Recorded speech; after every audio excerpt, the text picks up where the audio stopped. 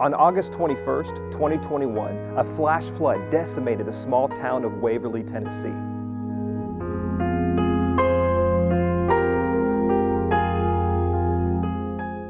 With almost no warning at all, houses, businesses, roads, and neighborhoods were destroyed by the floodwaters.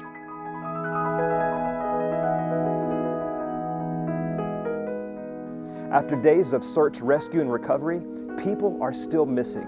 The death toll is rising, with 22 people confirmed dead so far. Operation Compassion is partnering with the community of Waverly, along with many other organizations, to provide relief to those who have been impacted by these floods. Operation Compassion is providing food, water, cleaning supplies, and more.